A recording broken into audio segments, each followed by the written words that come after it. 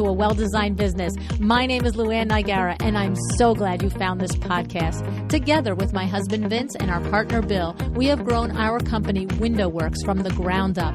So I know and I understand the challenges you face in running your interior design business. I also know that your talent alone isn't enough to ensure your success. So on this podcast, we talk about strategies and practical steps to help you grow your business. But make no mistake about it, we have our share of fun here too, mixed in with those aha moments that I love so much. This isn't fluff. Nobody has time for that. Whether you are a new interior designer or a seasoned designer, I am here to help you create and to manage the kind of interior design firm that you dream of. It's straight talk and it's action. Are you ready? Let's get started. Hi, welcome to A Well-Designed Business. Today, I have with me Kate Figler of Kate Figler Interiors. Just 5 years in business at this point, Kate's work has been seen in Nashville Lifestyles magazine, where she was named one of Nashville's up-and-coming designers in 2021. She moved her firm from the Northeast to Nashville, and when she did this, she exponentially rebuilt and expanded her clientele and became a well-established name in the Nashville area. And I'm proud to say that she shared with me that she did this in part because of listening to this podcast. Now, what I'm interested in talking with Kate about today is her motto regarding begin as you mean to go. Now, we can grasp this, right? Basically, what she means is thinking about your business or your business plan, you should sit with yourself and figure out where you want to be, right? What are your mission, vision, and end goals? Now, I talked about this in my first book, The Making of a Well-Designed Business. It's the first chapter because it's important to do this, okay? You need to think about what you see for yourself in the future. Make the decision and come up with the plan, right? And in that book, I talked about that same process when I wanted to be president of my freshman class in high school, okay? So, but in business, very unlike high school, there is so much more on the line and so much more to consider. And Kate and I are going to get into all of that. Here we go.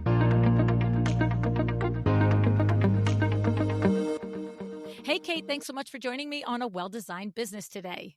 Thank you so much for having me, Luann. I'm really excited to be here. So, Kate, I've enjoyed getting to know you a little bit before our interview started here, and fun to hear all the little correlations, not so much in my background, but my daughter's background in you. So that's kind of fun. And I'm happy to know that you've been listening to the podcast for a long time now. And you've shared with me a couple of different ways that either the podcast itself or people that you've learned about through the podcast that you've gone on to hire in your business have helped you. And I love your line to me that you want to have a conversation centering around, begin as you mean to go. And I just love the wording of it. I love the phrasing of it. Great, and I love that idea from starting a business from that standpoint because, it's wrapped up into sit down and have a conversation with yourself about your mission and your vision for the company, which, from my first book, what you told me that you read is like, this is your first step. Like, think about what do you see for yourself? And for each of us, it's different, but it's valid for each of us. And so I love this starting point, Kate. So tell me, what does it mean to you? Begin as you mean to go. And what do you want to share with your colleagues? Well, thank you for that introduction. When I started my business, I felt particularly overwhelmed, not knowing where to begin, not knowing, just knowing where I wanted it to end. And so I had this vision that, I was going to have a successful business. It was going to be run and it was going to be profitable. It was going to be organized. It was going to be efficient. It was going to be a good experience for my clients. So I knew kind of where I wanted it to be. And so in order to get it there, I had to really sit down and realize, okay, what do I not know? And first and foremost, I had no idea about, the legal aspects, the accounting aspects, the actual business part of the business. So I did a lot of kind of research and, put up the white flag immediately and was like, okay, I need to get in some experts here to help me out. So I think the first kind of piece of this begin as you mean to go is just you have to assume that your business is going to be successful.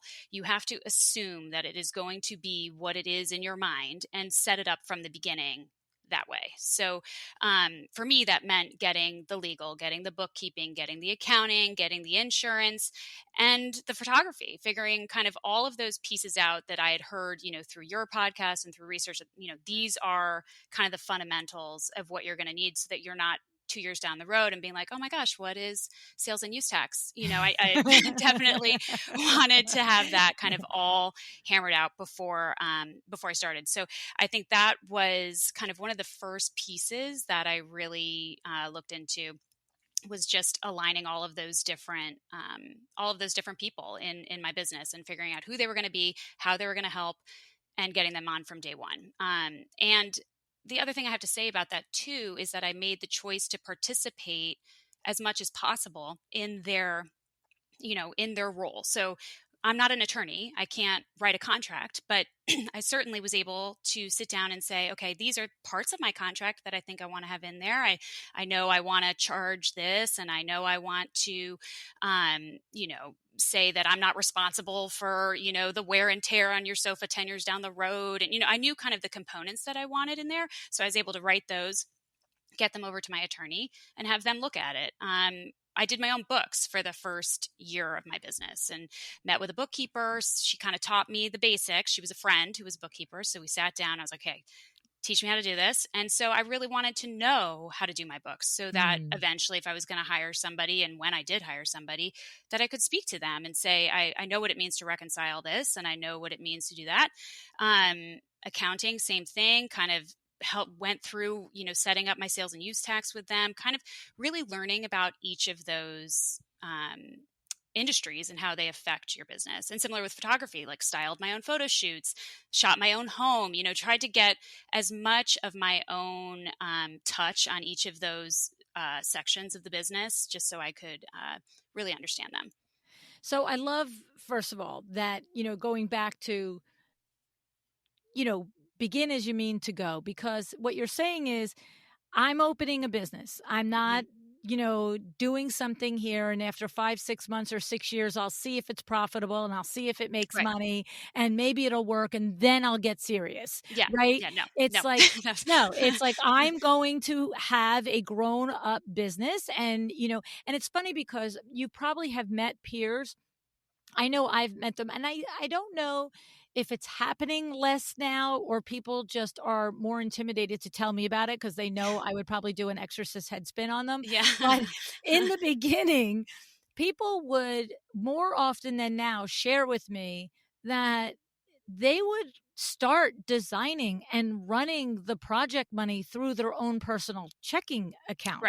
Right. Right? Right. Like, Right. so I hope it's still not happening, or maybe, like I said, they're It just definitely like, is. I hate oh, to it say it, but it definitely is. is. I Oh, mean, it so they're definitely just is not out there. telling I me. feel like I know people who do this the whole time, and I have a heart attack, and I'm like, what do you Yeah. mean? And they probably think I'm crazy. But to me, in my opinion, we're taking large sums of money from our clients, and we are entrusted with that money to deliver a beautiful end product. If I'm going to take that money and I'm running it through my personal bank account, and that feels slightly criminal to me a little bit. Like we're not taking their money seriously. And Right. part of this is, when you have a business, there are real legal implications. There are real implications with Uncle Sam. Like, you have things that you need to know before you do this, because you can get in a lot of trouble. And I'm clearly the firstborn. I do not like to get in trouble. So to me, I'm always, Rule how am follower. I going to do this the right way? How am I going to not get in trouble? So I feel like I definitely wanted to make sure that I was doing everything correctly, and that ultimately, that's not just for me, that is for my clients ultimately, because it's a reflection on your business. If your client comes to you and is like, hey, ask the Yeah. question about an invoice, and you have no idea where the receipt is, and you're digging through piles of paper. I mean, that is just not a good place to be for the client and for you. That's super stressful. And I'm not pretending Oh, like I did everything stressful. perfectly, because I've had these moments where I'm digging through a pile of papers and being like, Hmm.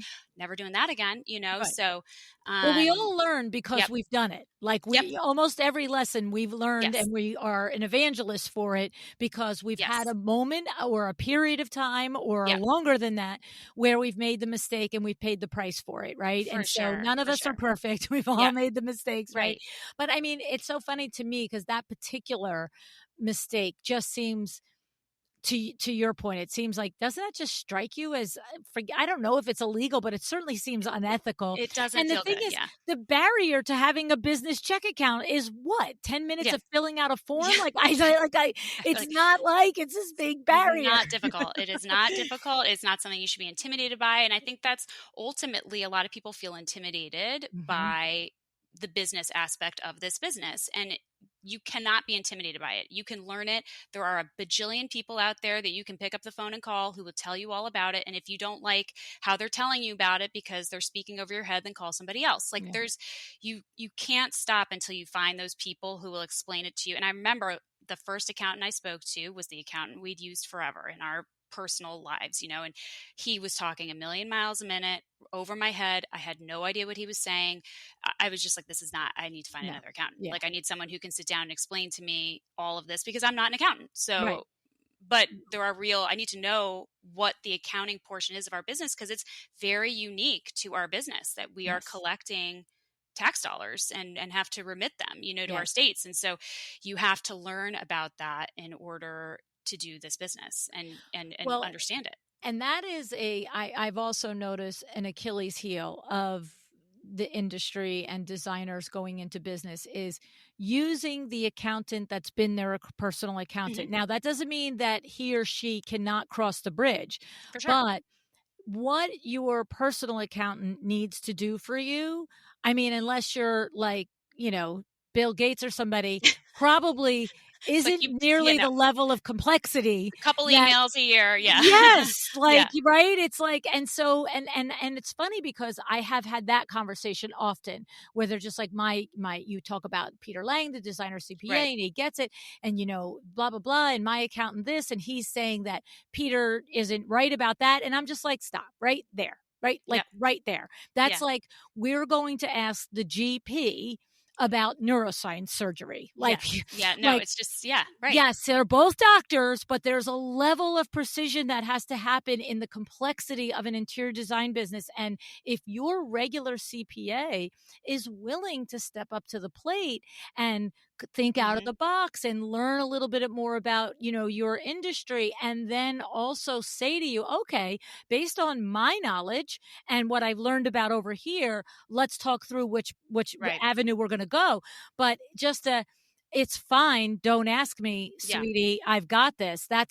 It's too And complex. it should be a question, I think, for every person you're hiring. Have you worked with an interior designer before? Whether it's your photographer, your bookkeeper, your accountant, your lawyer, because we have bits of our business that are very unique and no other industry, unlike any other industry, the way we Yes. charge, and everyone is different. That's the other thing That's is, the other thing. It's not even the so industry is the aligned. industry is all over the place. So if you have someone who works with a lot of designers, I think that's a really good sign to proceed. You don't want someone who's shooting, homes for real estate listings. That's a very different, the lights are on. It's a totally different vibe than when you're shooting in natural light for, a publication of some sort. So Right. you have to find people who are knowledgeable about the ins and outs of our business. And I think that, to me, is critical. It's the very first thing you need to do before you know, send a single invoice, before you do anything, is you need to get all of these people in a row so that by the time you have your very first client, you have your contract.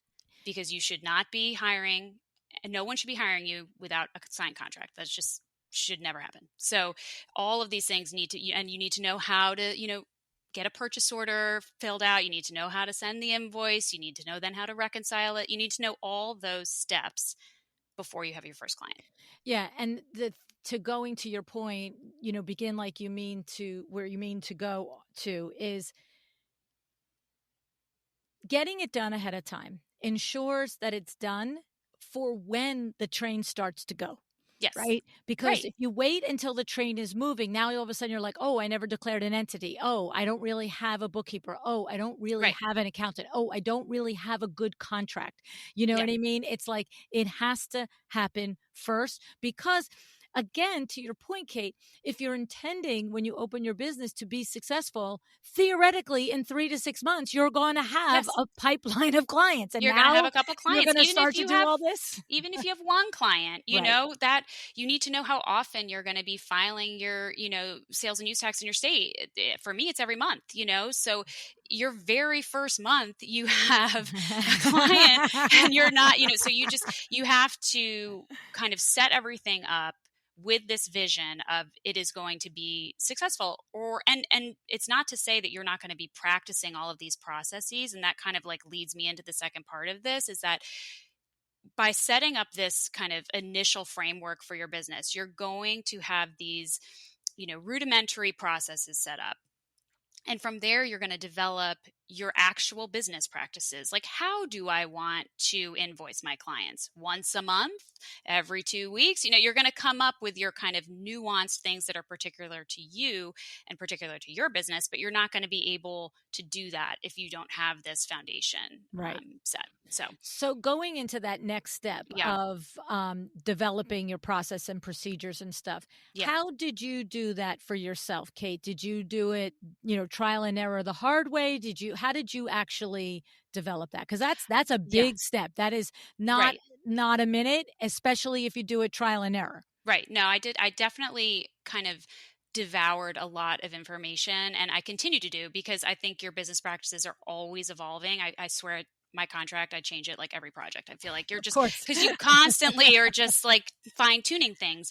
But what started off was listening, frankly, to your podcast ad nauseum. I mean, just like kind of going through the list and being like, what do I want to learn about today? Okay, today I'm going to learn about this. So kind of really listening and reading as much as possible. And then I also took Sandra Funk's The Standard course. Oh, nice. And that was really, really helpful for me, just because it taught me kind of the basics, like how she sets up her Google Drive with all of her clients and how all that is Mm. organized, all of the materials for all your clients. Or, she has a project software that she recommends using. You dabble in it. Maybe you try a different one. Maybe you keep that one. But it kind of just gives you a taste of the kind of soup to nuts, A to Z. This is how a project goes from start to beginning. Can And I just yeah, comment on that for a yeah, second? So here's the thing, what I love about this is that often, hmm, now we've had multiple shows with Sandra talking about the benefits of the interior design standard, of being yep, a part of her standard, and we'll link them in the show notes so that if this is news to you, the only person in our entire audience that's never heard of Sandra Funk, like you right, have to be right, brand new today, yeah, right? Obviously, yeah, but that's okay. Welcome yeah, to the show. right, right, Okay. right, and she's Um, amazing. yes, exactly, right. But the thing is, what I love is that that big picture view of, because what I want to say is what I find is an obstacle sometimes when people will say to me, I'm not sure if I want to do the standard because I'm not sure I want to do everything exactly the way she does it. But Right, you're not doing that. You're right, using it as, here is a template for the way a yes, business is run. I yes, can take the 16 or 2 or 80 things that I want, and I just have perspective on the way a profitable, organized firm runs. But if I don't yes. want to do this, right? Is that how Hmm. you use the That was standard? exactly how I did it. And I feel like there were things that I took from it verbatim. And then there were things that I took kind of half and half. And then there were things that I didn't do, So I feel like that's where kind of the magic of your own business starts to, come into the picture, where you're doing your day to day and you're learning, it's based on your personality. It's based on who your clients are. It's based on what part of the country you're in. There's so many things that go into why the way you manage your business is productive or not productive for you. But the big pieces for me was I needed to have a plan around client onboarding. So I needed a very particular, like, this is what I'm doing every time. I needed a plan around project flow. So Mm. what does a project look like from the beginning to the end, whether it's design, whether it's construction? I needed client processes. So, like, here, if you're working with me, Here's what the processes are that I am, typically using. And then I needed to think through billing and how am I going to bill for my time. So I felt like those were kind of the um, you know, main points that I wanted to really focus on when I was organizing my business. And that was really what I did a lot of research on, and really what I did a lot of trial and error with, and kind of came up with, you know, a way that worked for me that I feel like I would love to share with people. Because, when you're first getting started, you've got to try out what works for you, and the way I did it might not work for you, but I always love to share, because I feel like it's so helpful when you're first getting started, just hearing from other people. So particularly with client onboarding, I did a lot of thinking around the fact that you are dating this prospective client, and it can't be like a quick date. You need to like really date, like as if we are marrying one another. You need to like really date them. Because I had, when I first got started, the excitement, oh, I got a phone call and okay, yes, let's work together, and then you start to work together and the red flags show up. And I realized, no, we really need kind of several different checks and balances here. So that not only are they learning my personality, because they might not like me, it's a two-way street.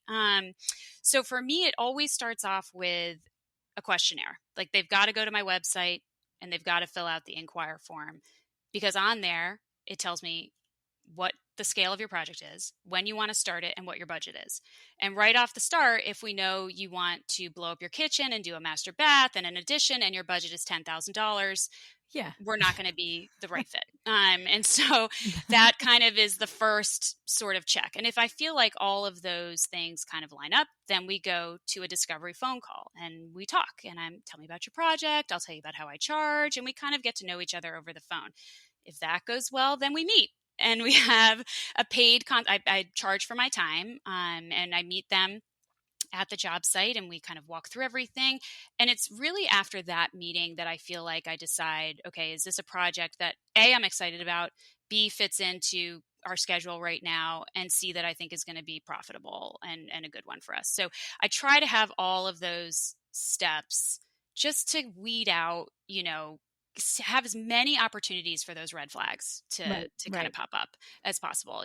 So and when you're talking to someone for an hour in their home, you see a lot. Like, how do they treat their landscaper who's in the backyard? Up, the husband walks in. Are they yelling at each other? Like, you see a lot. I've had a You lot. do.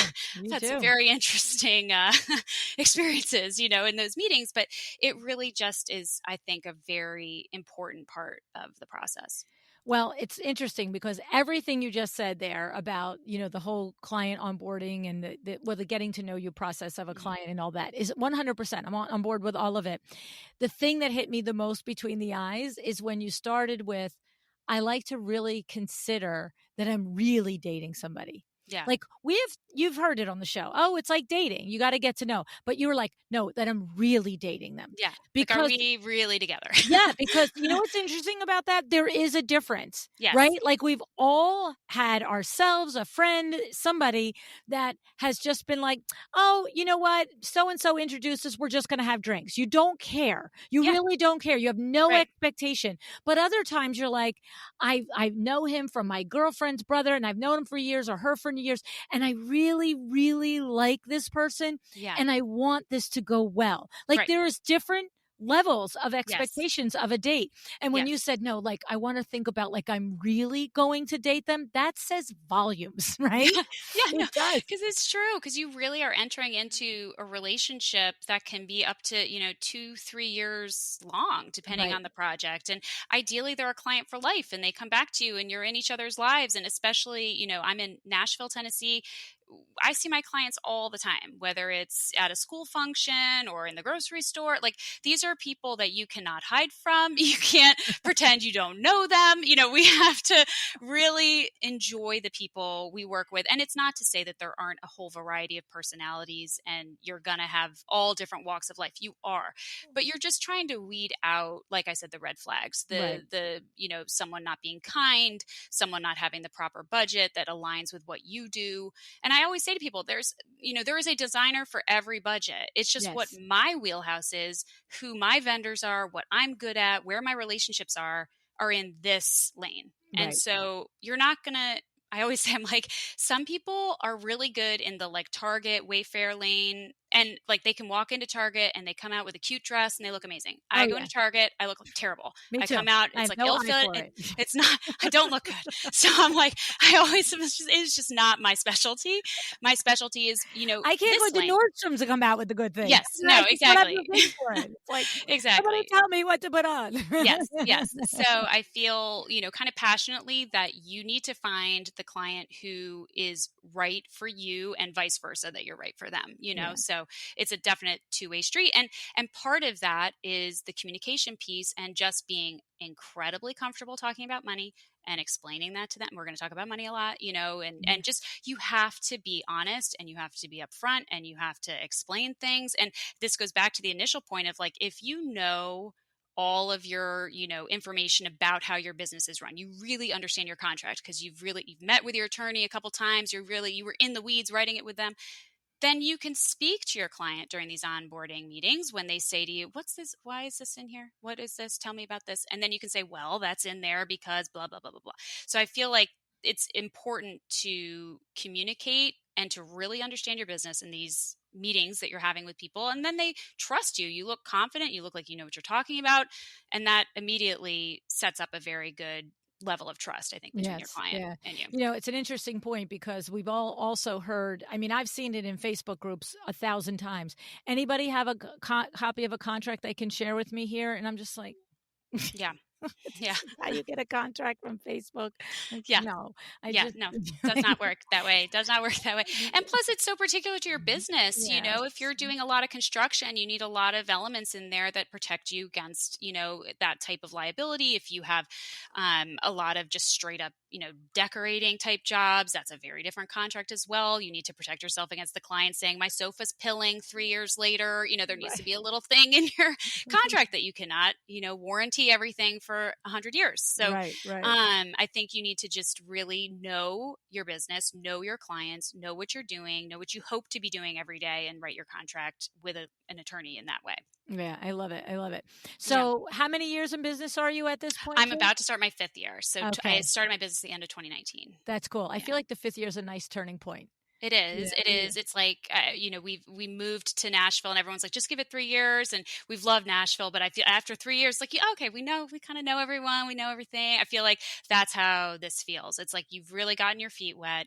You've made the mistakes. You've learned from them. You've tried new things. You've learned from that. You've had enough time to learn a couple things. Yes, We're still yeah, babies, and there's still yeah. a lot to learn. But you've definitely gotten your feet wet. Yes, that's what it is. It's that first little turnover of, okay, I'm Yeah. breathing still. Like I I've got done this. several big Yes. projects. I've seen them start to finish. Now Yes. I kind of can reflect on that. Yep. So, you know, from there, I feel like the main thing, that I think on after this like client onboarding process is the overall project flow. So I wanted to really learn a lot about projects and what kind of I remember when I was first getting started, I was like, I don't know, like how long does it take to do this, and Right. does it take 3 weeks for this to happen or 3 months for this to happen? So I feel like I kind of really dove in to, and that's where Sandra Funk's course was also really helpful. She speaks a lot about her process of being starting off conceptually, and then we get into the details, and then we get into procurement, and then we get into installation, and then we wrap everything up. And I feel like it's kind of like planning a wedding. I feel like I say that a lot to my clients. It follows a very similar timeline. And so that was really instrumental to me, was explaining that to my clients, that there's going to be a process. There is going to be a calendar. There is going to be this is what happens in the beginning. This is what happens in the middle, and this is what happens at the end. And this is what you can expect during each round. This is how long each round takes. If you're conceptually starting off something, maybe it's 6 to 8 weeks, maybe it's a little longer. If it's, construction drawings are needed to be, part of the process. And then in the details where you're pricing everything out, you're putting forward proposals to your clients, that takes several weeks. And then procurement, it can take, who knows these From days? 1 Luckily, month to 100 months. yes, exactly. And explaining that to your client, and that, we want you to have your furniture just as much as you do. And, we are so excited about your project and to watch it all come together, and it's going to be amazing in the end. And we realize how hard this can be, waiting for it all Yeah. to come together. And then the installation phase, and explaining to them too that it's important to know, when we are installing, not everything in here is going to work. There is going to be a console table that is wrong, or there is going to be a carpet that maybe is 2 inches too wide. Like, there is going to be something that happens. I promise you, you have an 8,000 square foot house. There is going to be something that doesn't, and that's okay. And that's why you hired us. Like, we're here to fix it, and we're here to make it right. And just to know, I think that's my big kind of point that I try to reiterate a lot, that not that mistakes, I don't even like calling them mistakes. It's more so that there's so many human beings involved in your Right. project. Something is going to get a little tweaked. Maybe this is off a bit here, or, oh shoot, I forgot to tell them to do that. Something's going to happen. And that we aren't fazed by it at all. Right. We do this every day. So we're totally used to getting the phone call that, oh my gosh, this broke. How are we going to, that does not make me bat an eye. So I realize for the client it does, because they've just spent all this money on this. But I like to tell them, we're in control. We will fix it. Every single thing in this, luckily we're not heart surgeons, everything can be fixed. So we are here to, powwow and come up with a solution. And my other tip, I always like to have the solution before I present them with the problem. 100%. Yeah. So here's what we're going to do. Here are your choices. If you want it faster, I can do this. If you're willing to wait a week, I can do that. Just give them some choices and then fix it. Yes. But I think letting people know that that's a part of it, especially when you're doing construction, new construction in particular. I read a thing that, clients have to make 115,000 decisions when they're building a home. And I'm like, you're not exaggerating. You're actually that's the I number. believe it. And I'm I believe that's it. crazy. Yes. Because it's that much. So when you think about it in that way, the odds of something happening are just, it's inevitable. It's not a sign of anything going wrong, or, it's just part of the process. So I love all of this, because of course we have talked about saying that mistakes are going to happen, that we get up every day. We're humans, like Judith Neary used to tell us, humans are involved. So expect mistakes, right? But I think actually I've never heard anyone ever say, for example, there might be a console table that doesn't fit. There might be a rug that is too large in the space. There might be, I don't know, there might be drapes that are too long or too short when they get here. That's never happened. Okay. And, we're sweating too. We're like, oh, geez, I know where this is going. Yeah. Right. And so, but the thing is, I love that specificity. Right. Yeah. Because what happens is I think as a regular consumer, I can understand. Actually, I feel like I can understand easily that you knocked a wall down because it was a reno instead of a new build. And where we thought we were going to put something, we can't, because there's a beam that can't be moved. I feel like I get that. But I also feel like that doesn't feel like my house isn't still ultimately going to look beautiful. Right. You're going to figure it out. But getting all the way to the finish line and having my designer say to me, I don't know, maybe the console won't be right, or maybe the rug won't be right, or maybe the drapes will be wrong, but we've been here before. We've been here when the console is wrong, and this is what we do. We're going to reselect and blah, blah, blah. In other words, it literally diffuses it. I've never heard that. And I just honestly went, oh, so right on that day when things are crazy, she's like, Kate's prepared. She's not, because, and here's the thing. She's seen it before. Well, and by the way, I'm going to tell you what, having been on the front line in that situation, it always shocks me when the designer is appalled that something doesn't fit. And you're just sweetie. Blames it on the trade, or blames it on the trade. Have you been to a rodeo before? We all trained to do our best. Right. And something went wrong, right? Right. Now, and I think that's important, is to just say, and I think the more, and that's, ties into communication, but the clearer you are with your clients when you're explaining to them, I had this situation and this is how we fixed it, or I've had this happen and this is how we fixed it, or this is what we typically see. I also like to tell them, the emotional kind of roller coaster of a project. Like, I like to remind clients, like, at this point, it's very common that you are Right. feeling this way. You're Right. feeling overwhelmed. You've just written 100 checks this week. You feel like your checkbook's on fire, and I just gave you a bill for freight that is really ugly, and I Yeah. know you don't like it. But I think if you're really conscientious about explaining all of these steps to them, and I'm particularly with that with freight, because it's just a terrible bill and no one likes it. And I like to speak to my clients a lot about that these come at this phase, and just anticipate you're not going to like it. And it's Yeah. And you roughly know going to be what? this percentage We of the don't blink whole. our eyes. We're Yep. not Genie, You're and we waiting don't, for it. Yeah. like, we can't just get the stuff here. It has to Yes, come it has by to come. various Yep. means of carriers Yep. and trucks and men Right. and women who bring it here. Right, Like, right. And so I think if people fear the unknown, people fear what they don't know, people are afraid of what they haven't been, it's like, and there's a lot of money on the line. So I try to empathize with them as much as possible, and think about, like, how would I want someone explaining this to me? How would I want somebody giving me this bad news? I think, growing up, my mom owned a restaurant. I feel like all you do all day, every day is interact with different people.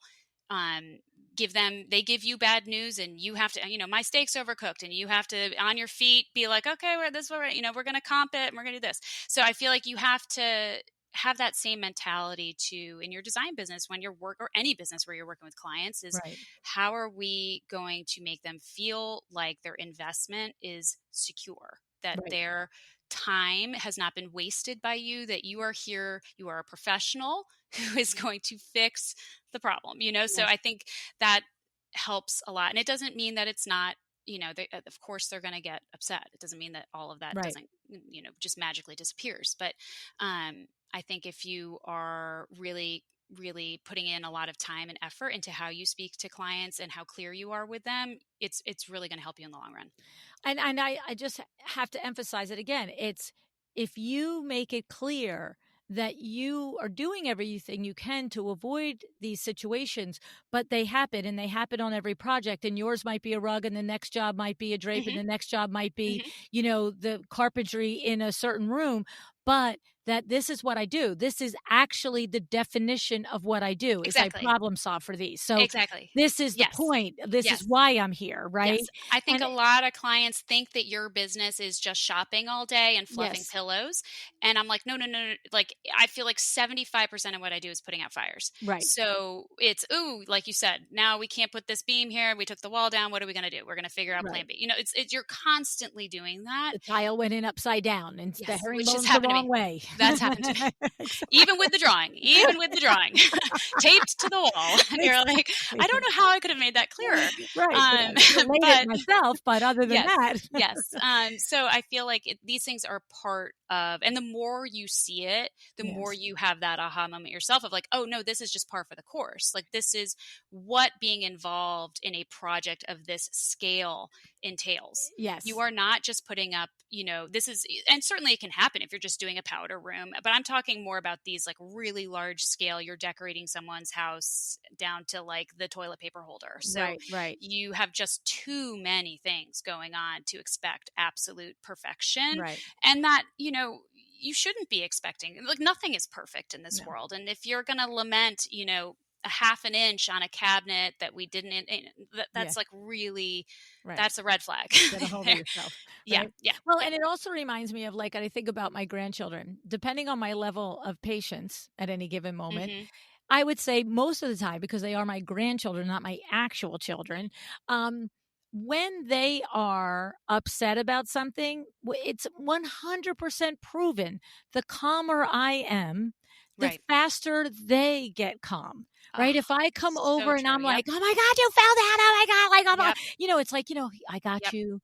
Yeah, I got you. Take a Yeah, deep breath. We're for good. sure. It's like the same thing with a client. When something Yes. goes wrong, if you're running around like a lunatic, shocked that something went wrong, well, of course they're going to be shocked that Yes. something went wrong, Yes. even if you said all of this, because Right. that's what it comes down to. I think a lot of design professionals say these things, Yeah. but then in the moment, don't do the things. Right. In the moment, and believe me, I understand being like, I can't imagine when Mhm. you walked in and there is all the tile next to the picture Yep. upside down. Yep. That's a moment of chaos. That's like a moment of like, Yeah. are you kidding me? Like I Right. did all the things. But if you process that outwardly, well, there's your trade going, I'm sorry, lady, I'm not Yeah. perfect, right? Like, and Yeah. of course they blew it, they know Yeah. it, right? But like, that's what it is. It's like if I watch my designer walk in and say, that's interesting. That's an interesting thing there because it's not quite what's on the Yeah. wall.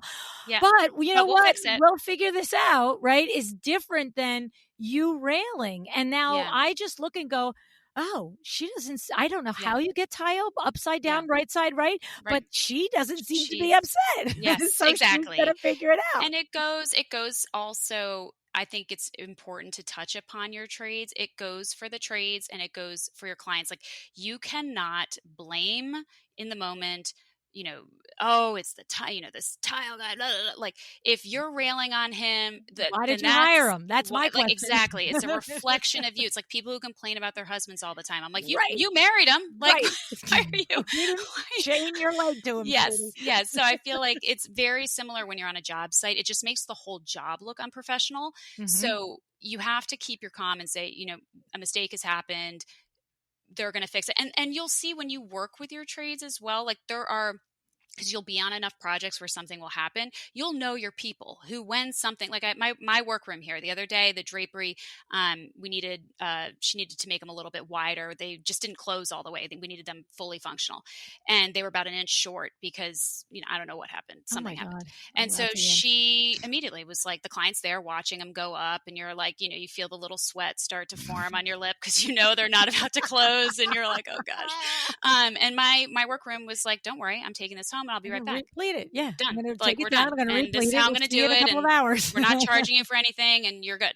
So I feel like those people and those are the people who have your back, and that's critical, but you can't flip on them. No. And then Oh, when no. something goes wrong, be like, oh, sorry. It's like, Yeah. yep, sometimes mistakes happen. Don't worry. I work with so and so all the time and we'll fix it. Yeah. And vice versa for your client. Like your client's going to lose their marbles. Like I had a client lose her marbles the other day and I had to look at her and be like, please calm down. Everything is going to be okay. I promise you we can fix this. Mhm. So, it's just, we have to remember here, this is, like I said before, this is not open heart surgery. Like I promise we're gonna fix it. And she, kind of smiled a little bit and was like, okay, and we moved on. But I think you have to remain that, like, you have to be that calm Well, you're the force. leader in the room. You're the leader. Otherwise, you don't Exactly. belong there. Yep. That's your job. You've been Right. hired to run the project. Now Right. you have to run it like a leader. You can Right. I don't care if you're leading a classroom of Mm-hmm. preschoolers or you're Mm-hmm. leading a Yeah. multi-million-dollar design project. You've got to be the calm, clear-headed You do. one. Yep. Otherwise, you Yep. lose it all, right? Yeah, You no, lose it I all. used to be a kindergarten teacher, and I always Oh, was like, if these there you kids, if go. they if they smell blood in the water, I am done. It's like you have to just really know how to capture their attention and make sure they know that you are in charge of this That's it. situation. Because then, like they say, even with parenting, like when kids know the boundaries, they have a sense of calm. It's like your clients are the same way. When they know that things are taken care of, when they know that mistakes will get fixed, like it just, and you're calm telling them this, it's That's right. just nothing gets solved when people are yelling at each other. And I've been on job sites where people are yelling at each other, and it's just really Miserable. uncomfortable for everybody. Miserable. So it just gets nothing done. I wanted to say one of the things that you mentioned to me before we started was your philosophy on chasing opportunities. Yeah, yeah. So I feel really definitely like passionate about this. A lot of starting a business is, kind of, I feel like, you're skiing and you're looking down the mountain and you got to get to the bottom and you're like, how am I going to do this? So I feel like you just have to just go sometimes and really just take a leap of faith. And I feel like, that kind of is twofold for me. In one sense, it's, you have to say yes to jobs that you might not quite totally be ready for yet, but you're like 85-90% of the way there, because how are you going to learn how to do this job if you're sitting doing the jobs that are half that job? You're not going to learn how to do it. You have to, part of this industry is boots on the ground, doing it every day, all day. And admitting in these moments, because I think we're so afraid to admit we don't know something sometimes, like it's going to make us look like we aren't into, I don't know what it is. It's this fear sometimes that I think designers have on a job site. Like, no, just look at the plumber and be like, I have no idea what you're talking about. Can Right. you explain it to me? Like I'm 5. Like I Right. don't know the ins and outs of valves like you do. So please explain this to me. Not been to And plumbing school. yes, yes. So I think, and similar with window treatments, all these things that are very complicated. No, explain to me why you think I need to do it this way. And I think if you have that type of mentality of, I can do hard things and I'm going to challenge myself with this and I'm going to step up to the plate and I'm going to ask a million questions, then guess what? The next time that project comes around, I mean, you're ready for it. You've done it. You've asked the questions. You've learned. You're like, okay, this is good. And I've had, my first project like that where I really took that leap of faith. I made a big mistake and it wasn't the end of the world, but I specified the cabinets too low, and they couldn't fit their coffee machine under the cabinet. And I'm just sitting there like, Oh, oh my gosh, that was just a newbie error, oh, and wow. the builder was gracious. The cabinet man was gracious. We came up with a solution together Oh, wow. before meeting with the client and went to the client and said, this is my mistake. This is how we're going to fix it. Move on. It's fine. So I Right. feel like just know those things are going to happen. You can't fear them. They're going to happen. You are learning. And so there is a solution to every problem, and just keep repeating that to yourself. Like this is wood. We can chop it down. We can add a little, it's like we can figure this out. And similarly to that, I think you have to really look at your neck of the woods, like where you're doing business, and look around you and try and figure out, where I am in Nashville, there's a lot of construction, there's a lot of renovation.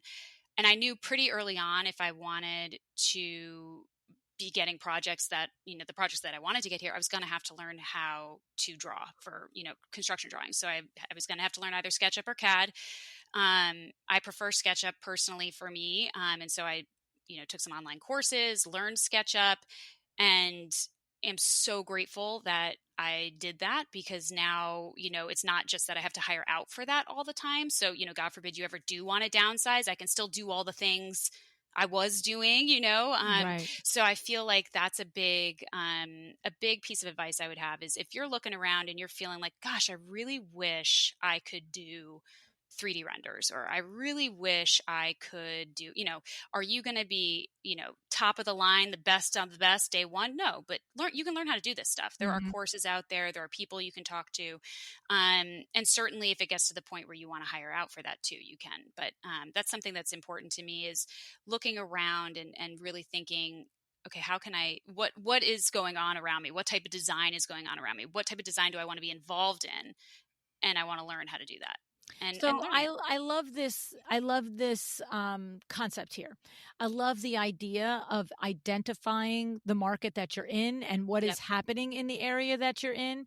And I'm hearing, and I'm also, Kate, type A firstborn. I'm also hearing, Yeah. just going to push you back a little Yeah. bit on being the one to learn SketchUp or CAD or 3D rent, those particular things Hmm. in particular, because they are highly technical, Yeah. and you probably can be exercising your superpower in other places. I Yep. don't mind the understanding of it. I don't mind the cursory, education of it, but I feel like it's this. I've the exact same feeling on it as bookkeeping. I Yeah. can't task somebody to do something that I don't understand how to do, but I'm not going to sit down and do it every week. I'm going to For sure. oversee it, right? No, for sure. For Because sure. Yep. yeah, I Yeah. can. I'm thinking back to. It's funny going way back into the archives in my memory of Darla Powell's episode, and I think it might have been her. It might have been the first time she was on the show, if it was the second time, possibly. But Darla came, if you remember, she Hmm. was a Police officer, right? sergeant in Yes. Yeah. I Miami-Dade. remember Yeah, this. like for Yeah. crying out loud, Yeah. right? And she was listening to the podcast, while she's working as a police officer, and finally is like, "I can do this. I Yeah. can do this. Like I've Yeah. got enough information from all these wonderful guests, and I think I can do it." And the thing is that I remember in a part of the conversation, she explained how from very beginning in her business, within several months, well, not like a year, but 3 to 5 or 6 months, she started investing in subcontract professionals to do those Yep. drawings, whether it was SketchUp or CAD. I could never tell you Revit, when any one of these Yep. darn things, right? And she said it immediately up leveled her project in the presentation Oh yeah. portion of Yep. the project.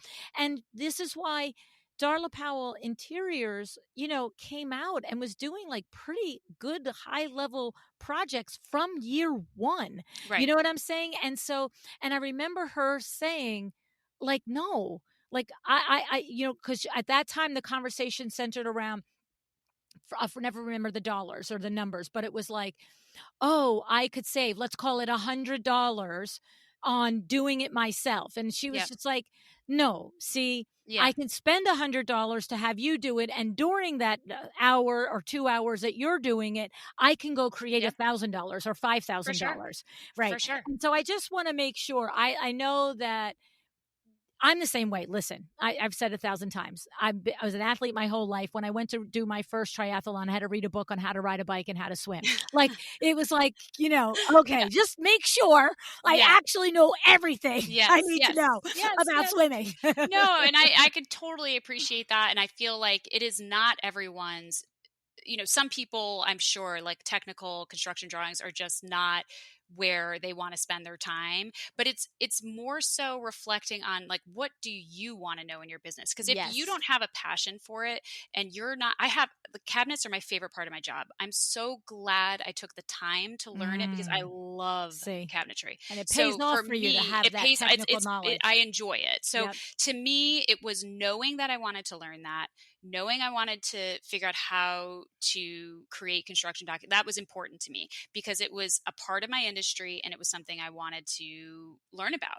Yeah. So if you have that, maybe it's something else for you. Maybe it's Right. that you want to become an expert in, Biophilic eco-friendly design. design Right. or whatever it is. Exactly. So, Yeah. but for me, that was what it was. It was looking around. There was a market for it, a huge market for it, and an interest on my end. Now, Yeah. if you're looking at your business and you're saying, I see the market for it, but man, I don't have the interest. That's Different when you story. are picking up the phone and you're calling a renderer, you're figuring out how to get those drawings. And there are plenty of people out there who can do a wonderful job. I will say, there are certain things you learn in terms of like spatial planning and how cabinetry all kind of go together when you know the programs a little bit, like you can speak to them a little bit better.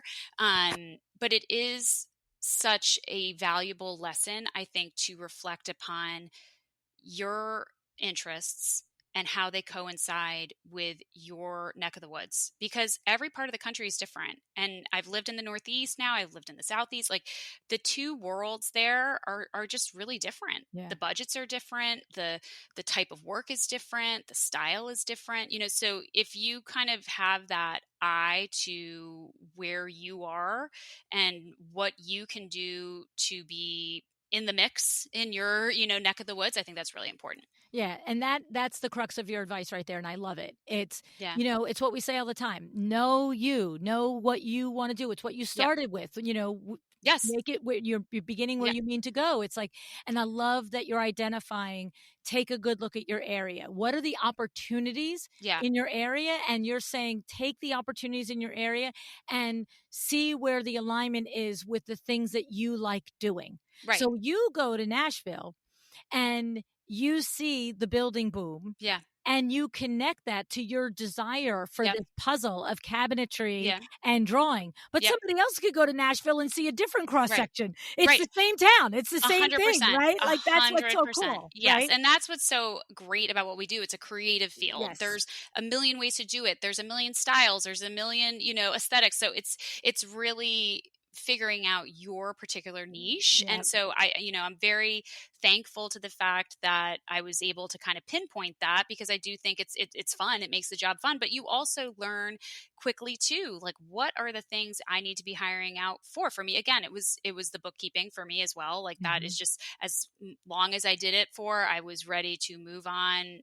very quickly from that and work with somebody. And procurement for me, that was always my weakness, was keeping all of that organized. And so have an amazing procurement team who I found through your podcast, and interior procurement group. Bethany maybe is her Bethany, name. Yep, yes. she's amazing. And Shelby, who works with her, they're fantastic. And I saw that as a real sore spot in my day to day, and that I just didn't have a handle on it. And anytime you don't have a handle on something in your business, it's getting away from you. You don't have the time to keep investing in it. You're constantly feeling underwater. But that's when it's time to kind of realize, okay, clearly this is not my passion, because I'm avoiding this like the plague, and I need to call someone in to help me with it who is really good at it. And that's, when you get someone who is as talented at procurement as Bethany and Shelby, it is, I am like, they are saviors. I know. So yeah, I've they got do a a lot wonderful of good job. feedback on them. Yep. And we'll put the link to Bethany's Yeah. episode in the show notes. Yeah. An incredible resource there for Yes, everybody. incredible Yeah. resource. Yeah. And they're lovely to work with. So Yes. it just, I think you have to just be honest in that, you could literally work 24 hours a day when you own your business. You could find something to work on every single minute of the day. And so you don't want to do that, because you No. will wind up a Burnt out miserable, in a burnt pile out in the person. corner crying. And yes, and we've all been there when we've just really taken it to the next level and not listened to kind of that inner voice that's like, okay, Yes. we need help. Yep. So I love it. Such great advice today, Kate. So many well, good thank you. things that you've done to get your business off the ground and set you up for success. I mean, that's really what you've done. You've laid a great foundation for the business, and you have a good head on your shoulders. That part is clear. Thank you. Thank you very much. Thank you. So, I enjoy speaking to it. I, enjoy helping and kind of really, I love speaking with my other, design colleagues, just learning about how they do it and kind of taking little bits of that and kind of piecemealing what has worked for me, and then and sharing that with other people. Yeah. Well, thanks for doing that with us today, Kate. Thank you so much, Luann. It was a pleasure.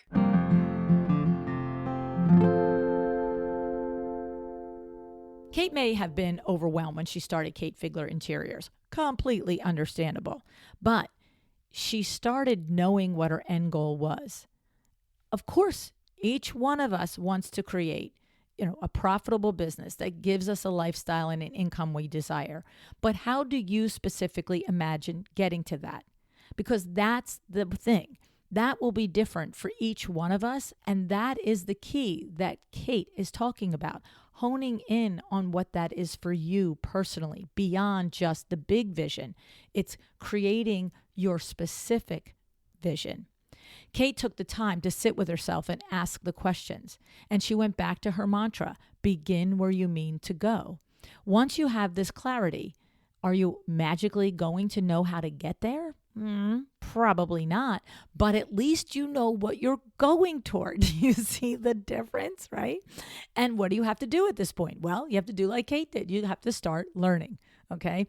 For her, she was unfamiliar with legal and accounting and photography, but she dipped her toes into each of these areas. For legal, she wrote down what she knew that she wanted in her contracts, and then she had discussions with her lawyer, learning and growing her knowledge through the process. She spent time doing her book so that when it was time to hire someone to do this, she could at least speak to what was being done and have an understanding and an overview. Not the whole thing, but enough to be dangerous, right? She also shot as much photography as she could, gaining a bit of perspective on what makes a good photo, but then ultimately relying on a professional to get her portfolio looking like where she wanted to go, right? Kate had a great point. When you do go to hire an accountant, a photographer, or whoever, ask them if they've ever worked with an interior designer before. With interior design, a million different things are going on. And if that professional that you hire gets it, you and the industry, it definitely will make things easier. Another key that Kate mentioned is getting things done ahead of time for when it is go time. You see, Kate knew she wanted to begin where she wanted to go. So she developed her process and her procedures, and she set all these things up in the beginning, not for the beginning, not for when managing one or two clients, right? But for the size and the business and the pipeline that she envisioned for herself, right? She said that she decided from the beginning she would run a profitable business and she would take the steps to do that, okay? She invested in herself and took Sandra Fung's program, the Interior Design Standard. Now, if you're a longtime listener, you know Sandra and you know she's the real deal. She's been on the show several times, sharing her experience and lessons, as well as talking about the benefits of the standard. And I know that some of you have said Sandra is teaching one way, her way, and that you may not want to do things the same way. I love that Kate understood from the get-go that you can use the program as a template to create a profitable, organized firm. You can take what you want from what you are learning, no matter where that comes from, the standard or somewhere else, and make your own determinations of what to duplicate and what to iterate. This is how your business develops. It's a combination of the different factors that you bring into your world. But definitely do not overlook the pass, go, collect $200 aspect of taking the lessons directly from those who have been there before you, right? I love how our conversation ended the way it began. Know you, know what you want for your business, and take opportunities in your area and combine them with your interests. Thank you, Kate. Thank you for your inspiration to learn, to grow, to take chances so that we can all have the profitable businesses that we desire. Speaking of profitable businesses, you create a profitable business by investing in yourself, because investing in your personal and professional development is a hallmark of the most successful business owners across all industries. And you still have your chance to sign up for Luann Live, Health and Wealth, in a well-designed business within a well-designed life. And we are having this right around the corner, November 5th through 8th in Orlando, Florida. Okay. Expect to gain a wealth of knowledge and guidance from multiple industry experts who understand the unique challenges and opportunities you face in the home decor industry. Okay. So we are going to have friends and colleagues like Duke Renders as a keynote sponsor for this event, as well as Tracy Connell from The Gloss and Nancy Ganskaufer from the Profit Insiders. Okay, we're going to also be joined by branding coach Rachel Bozick Johansson and video storyteller Jude Charles. Nicole White and Bria Hamill will be there. Corey Damon Jenkins and Brad Levitt will be there. This lineup is incredible. There will be time to speak with these industry leaders, and you can ask them questions and bounce your ideas off of them during lunch or dinner or down by the pool. Okay? Don't forget, my Power Talk Friday experts will be there. Nicole Heimer, Peter Lang, Claire Jeffords, Stacy Brown Randall. Imagine the brain trust in this room. Okay? Now, one thing I want to say to you about this. I have had conversations where people have said to me, you know, I feel a little funny about walking in the room. Not sure if I belong there. Or maybe you're a seasoned business owner and you know darn well that business-wise, business chops-wise, that you belong in this room. But you feel like, you know, maybe you're a little more on the introverted side. You feel like I'm going to walk in, I'm not going to know anybody, what it's going to be like. I'm going to tell you, you're not going to have that feeling. I promise you. I've done this before. Every single live event I've ever done, we are together in that room. The feeling of community is unlike any event you've ever been to. I promise you this. I am promising you this.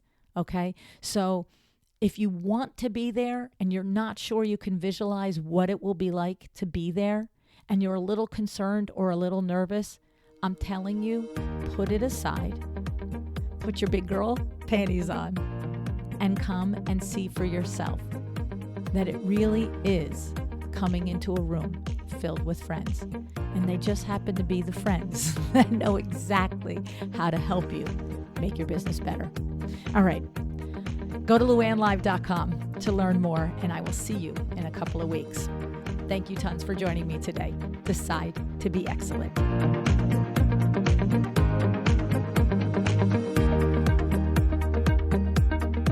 Thank you for joining me today. This podcast is a production of Luann Nigara, Inc. If you want to know more about me, my books, or Luann University, go to luannnigara.com. And if you are interested in having WindowWorks help you with your next window treatment or awning project in the New York, New Jersey metro area, go to windowworksnj.com to learn more. Have an excellent day.